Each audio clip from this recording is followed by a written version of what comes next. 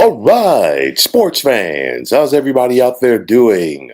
William Martin coming at you one more time here on YouTube with another edition of the 300 Pounds of Sports Knowledge Podcast. Now, last year, in regards to making or having teams qualify for the playoffs, the AFC South was a one bid division. Of course, that division was decided on the final weekend of the season when the Jaguars beat the Titans and, of course, swept the Titans in order to win the AFC South. Of course, Jacksonville started off slow, came on strong by winning six out of their last seven. And then, of course, the Tennessee Titans slumped. But nonetheless, will the AFC South once again be just a one bid division for the playoffs? And if so, who is going to win this division? Now, I want to start with the Jacksonville Jaguars because are the Jaguars a team on the rise? And my answer is yes. We saw the Jaguars break through to win the AFC South last year for the first time in 5 years.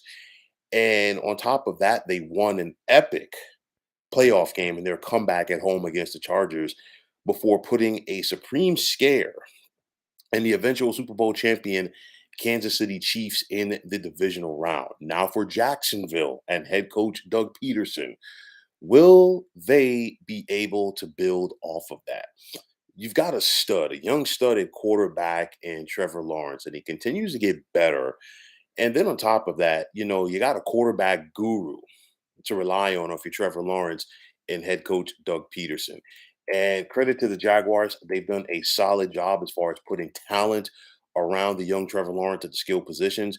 You got his college teammate Travis Etienne at running back, but then I look at the receivers: Zay Jones, Christian Kirk, and then the now returning Calvin Ridley after his year-long suspension for sports betting. You also have tight end Evan Ingram, who is a space eater. And I think these Evan Ingram as well as these wide receivers are going to play off of one another. And this Jaguars offense has the potential to be very fluid this season. Now, defensively for Jacksonville, where is the pressure going to come from? You know that you have a playmaker in middle linebacker Devin Lloyd. It's just going to be a matter of where those other plays are coming from for this defense. Now, the Jags enter this season as the best team in the AFC South, and hopefully for their sake, they're going to be able to live up to that. You look at their schedule, and week number two, they host Kansas City. Of course, that was a solid contest in the divisional round this past January in Arrowhead. Week number five, Jacksonville will be in London to take on Buffalo. They're at Pittsburgh in week number eight. They're home for San Francisco in week 10. And then you look at the final 6 weeks or so of their schedule. They host Cincinnati in week 13. They're at Cleveland in week 14. They host Baltimore in week 15. So that's three straight weeks with an AFC North opponent. And then finally, they finish off on the road in Nashville with the Titans.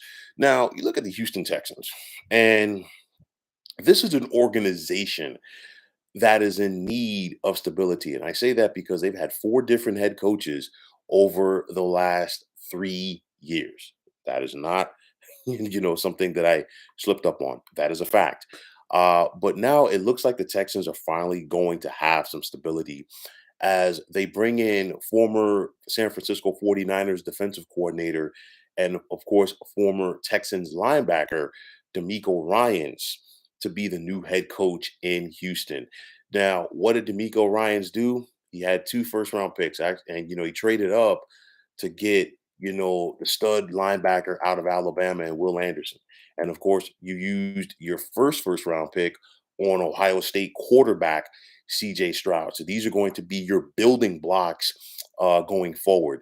And you have a young quarterback in CJ Stroud, but the Texans do have the ability to run the football. We saw what Damon Pierce did last year as a rookie. And of course, for his sake and that of the Texans, he is looking to avoid that dreaded sophomore slump. You got a solid offensive line in Houston, led by Pro Bowl offensive tackle Laramie Tunzel. And I will say this about the Texans: they are going to be a work in progress, but they should improve as the season goes along. I mean, the last couple of years under David Culley and Lovie Smith, respectively, the Texans did not have the talent, but they were a competitive team for 17 games. Now we are starting to see the talent come back to Houston. And I think, again, as the season progresses, this Texans team is going to show signs of life. And, over the last 6 weeks or so of the season, they're not going to be a team that the playoff bound teams are definitely going to want to face. The Tennessee Titans. And of course, the big question, excuse me, for the Titans is, has their championship window closed? We saw this team get to the AFC Championship game back during the 2019 season, and since then, they've still tried to go with that old school approach as far as 3 yards in a cloud of dust with Derrick Henry. We saw the Titans, have the best record in football, or at least in the AFC in 2021. And then, of course, they were injured in the postseason. We saw them fall at home a couple of years ago to the Ravens. And then, of course, last year, the wheels just fell off as the injuries caught up with the Titans and they lost their last 7 contests. Now, for this team, a lot of changes have been made. John Robinson, he was relieved of his duties last year as the Titans general manager during the season, and now takes Rand Carthon will be taking his place. Now, you still got Mike Vrabel as the head coach. And of course, the Titans' bread is buttered offensively by running back Derrick Henry. But the question is, how much does Derrick Henry have left in the tank?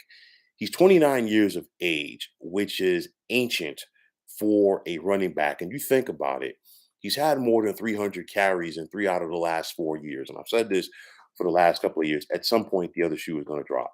You got veteran quarterback Ryan Tannehill back. He was injured during the second half of the season last year. And of course, Tennessee's offense, reflected that. So this passing game has to improve for the Titans. And a lot of things that they do passing is based off of what they can do in the run game with Derrick Henry. But Tennessee was 30th last year in the NFL in passing. That's not going to get it done if you want to be a playoff team this year. They brought in DeAndre Hopkins, the veteran wide receiver. How much does he have left in the tank? We got to wait and see. But one thing for sure we know, the Titans are going to bring it defensively. And you look at it with the likes of defensive tackle Jeffrey Simmons, who just got his new deal this offseason, outside linebacker Harold Landry, and of course, Pro Bowl free safety Kevin Byard. So for the Titans, they're going to have their chances in this division. But just like it was last year, I do believe their season is going to be defined by their 2 contests against Jacksonville. Now, in week number 11, Tennessee will be at Jacksonville, and then they host the Jaguars in Nashville in week number 18. And maybe for the second consecutive year, this contest could decide who wins the AFC South. And finally, the Indianapolis Colts. And of course, last year was extremely disappointing for the Colts. Frank Reich was let go mid-season, replaced by former Colts offensive lineman Jeff Saturday. And this was a team that desperately needed to start over. They brought in former Philadelphia Eagles offensive coordinator Shane Steichen as their new head coach. And they're really starting to retool this roster as they're looking ahead. Indianapolis used the 4th overall pick in this past spring's NFL draft on quarterback Anthony Richardson, and they are giving him the keys to the franchise from day one.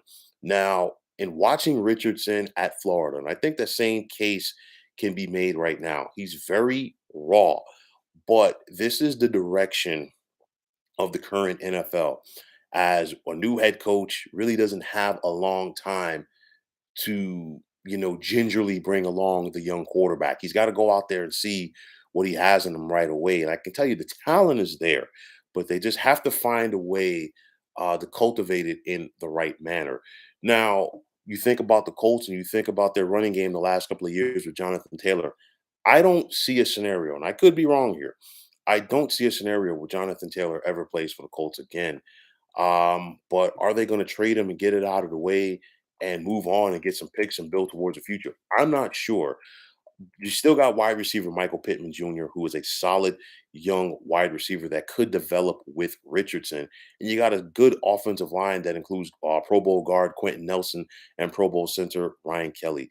You have some standouts defensively to build upon with DeForest Buckner at defensive tackle, as well as outside linebacker Shaquille Leonard. But the Colts just need some stability. And the thing is, I like the fact that they're starting over with Richardson, but let's just see if Richardson is the guy. And I say that because the Colts have tried the plug and patch approach at the quarterback position for the past several years, and it has not worked. They need some new blood. So let's see if Richardson is going to be the guy going forward. But nonetheless, the Colts still have some work ahead of them if they're going to be a postseason team. I do believe that this division comes down to Tennessee and Jacksonville. And just like last year, the Jacksonville Jaguars they have enough to hold off the Titans. This time around, I think the Jags get off to a stronger start. They might not win this division going away, but nonetheless, Jacksonville is the team to beat. And I think they will be up for the challenge here in 2023. So, folks, that is going to wrap it up. And as always, I want to take this time out to thank you for tuning into the 300 Pounds of Sports Knowledge podcast here on YouTube. I want to take this time out to thank all of you fine folks out there for tuning in. And if you have not already, please feel free to subscribe to this channel. Now, if you're on X, formerly known as Twitter, please feel free to follow me at 300 Pounds of Sports. And like I always say, if you follow me, it'll be my pleasure to follow you right back. There's also the sports discussion group on Facebook at the Sports Depot 365. Now you can check it out. Drop a line and be a part of one of the better sports debating sites going on social media. So once again, fine folks, my name is William Martin, and I am signing off. And I'm saying take care and have yourselves a wonderful day.